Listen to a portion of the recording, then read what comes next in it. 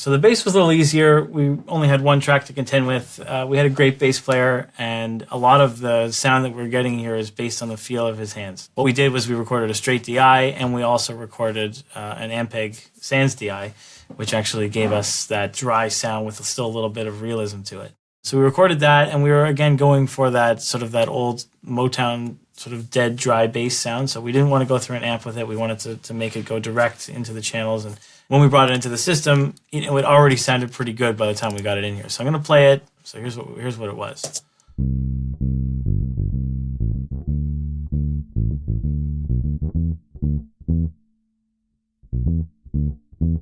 Okay, we listened to the track and we said, gee, it would be nice if it was just a little bit more compressed, and then maybe we can try to carve out some frequencies to make it sound as big as the kick drum. So the first thing we did was we pulled out the API Vision strip, the Vision channel strip, and I hit it with a touch of compression, and then I boosted a bunch of parts on the 550 EQ module. So I've boosted a little bit at 12K, I've boosted a little bit at 4K, and then I've boosted a lot 180.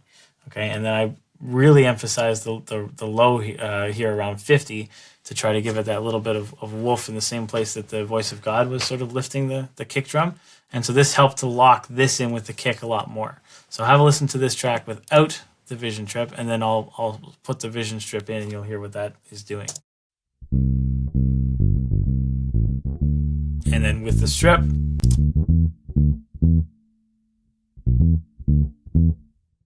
right? So it's already adding more presence. It's making it feel like the bass is like, again, hitting you in the chest and complementing the kick drum. And, to me, this was great, but I felt like it still needed a little bit more than just what that plugin was adding. So I then reached for the MIDI-Q Pultec, which is, again, called the MEQ5. And this guy I used primarily to boost 300. Again, it gave it another boost. And then I also boosted 1.5K with this guy, and I really boosted it. So adding this on top of it from here, it sounds like this.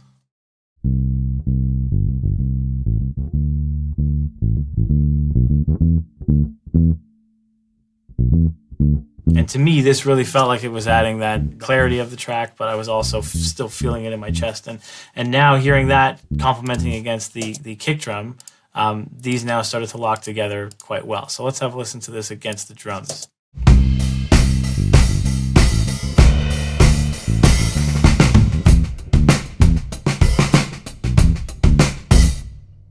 And you can see now that the two parts are actually locking together perfectly, and you're actually starting to feel them, be one unit.